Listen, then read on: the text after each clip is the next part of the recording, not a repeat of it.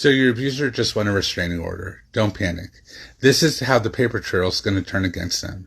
If your abuser has just won a restraining order against you, the shock can be overwhelming. It feels like the system believed them. It feels like you lost. In reality, this is often the moment where the behavior begins to document itself in ways that's ultimately going to expose them. See, abusers who rely on coercive control and narcissistic tactics do not think of the long term. They don't think about defending consistency.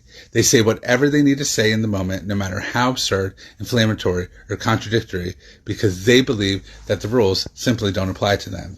They assume this entitlement, they assume immunity, and they assume that fear and volume is going to protect them. See, restraining orders are frequently used by abusers as weapons, not shields. They're filed quickly, often on limited evidence, because courts prioritize short-term safety over fact-finding at the temporary stage. This procedural reality is routinely exploited. The order itself creates immediate consequences for you while requiring very little proof from them. That imbalance is not a judgment of truth. It's simply how emergency legal processes work.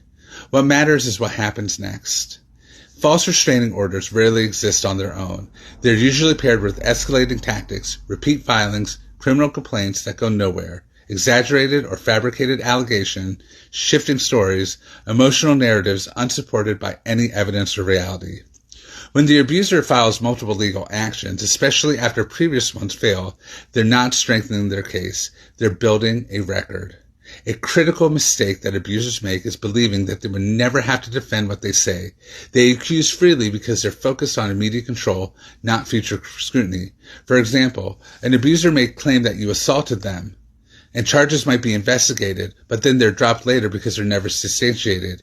Yet they go online and they tell people that you tried to murder them with knives and that the state arrested you, but yet there's no trail of that. That's not reality. There's no ambulance ride. There's no stab wounds. There's no medical records. All there is are fake bloody knives from Google stock images that they post online.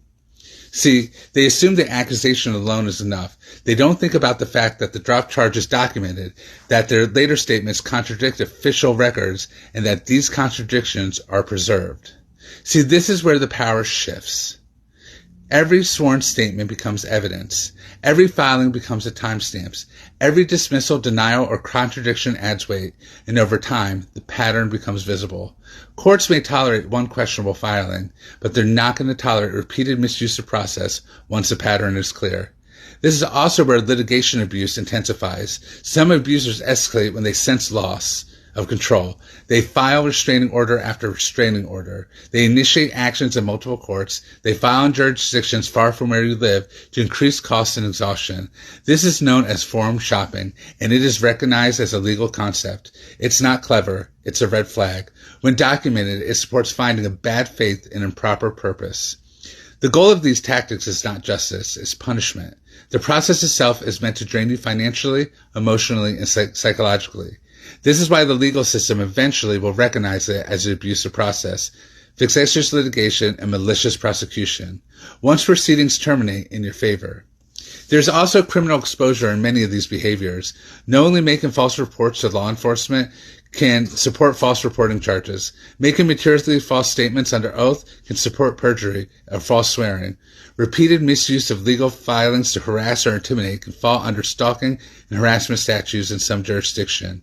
Publishing false statements and accusing someone of serious crimes, such as attempted murder, supports defamation claims, and in some jurisdictions, criminal defamation.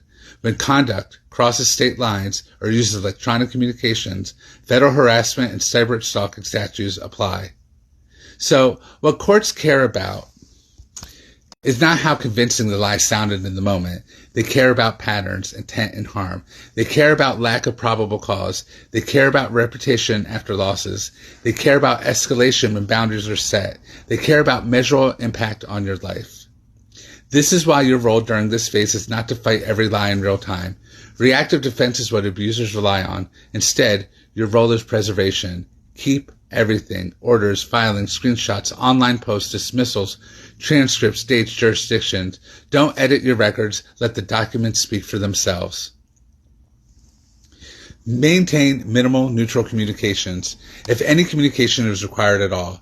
Provocation is intentional. Reaction is weaponized. Consistency and restraint expose contrast, and over time, the difference between your behavior and theirs becomes undeniable. Medical and therapeutic documentation matters here as well. If the litigation itself has caused panic attacks, dissociation, inability to work, sleep disruption, or worsening trauma symptoms, the impact should be documented by licensed professionals. Courts and later civil actions rely on this proof of damage, not just misconduct. The most important thing to understand is this: justice in these cases are cumulative, not immediate. Prison is never guaranteed, but accountability is. Abusers lose power when courts stop viewing findings in isolation and start viewing them as a system of behavior. What overwhelms them is not confrontation, but accumulation. They believe that volume protects them, and in reality, volume is going to be the thing that exposes them. So don't panic. This isn't about winning today's filing. It's about allowing the paper trail to exist long enough for it to reveal itself. And when the time comes and the record is presented as a whole, the same tactics meant to bury you will become the evidence that finally holds them accountable.